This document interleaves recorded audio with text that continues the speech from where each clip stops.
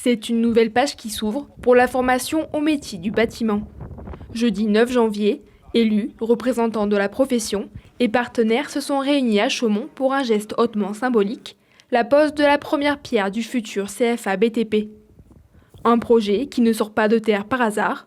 Fruit de plus de 10 ans de travail, engagé dès 2011, il doit doter la Haute-Marne d'un outil de formation moderne, capable de répondre aux besoins réels des entreprises du secteur. On a besoin évidemment de formation, on a besoin de CFA bâtiment et donc le GIP qui a toujours été le partenaire du monde économique mais aussi de la formation est un partenaire naturel sur ce CFA bâtiment qui va être une vitrine pour le bâtiment, une vitrine pour les formations, une vitrine aussi pour les jeunes et puis aussi une vitrine pour l'ensemble de ce département qui veut montrer une image de modernité. Au total, 8 millions d'euros ont été mobilisés.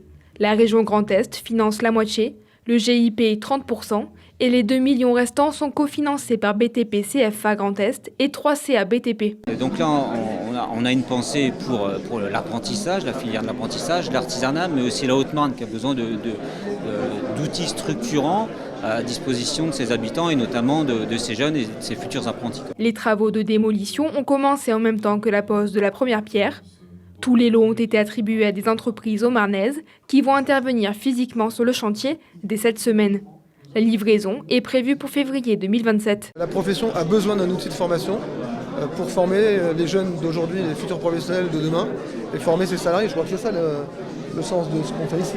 BTP CFA Haute-Marne, c'est le seul centre de formation par alternance de l'apprentissage en Haute-Marne. Donc il y a une forte demande et historiquement c'est un outil qui était utilisé et qui est toujours utilisé avec une forte demande par les entreprises. Malgré la pose de cette première pierre et la promesse d'un avenir lumineux pour le secteur de l'apprentissage, certains établissements ne sont pas dans la même situation.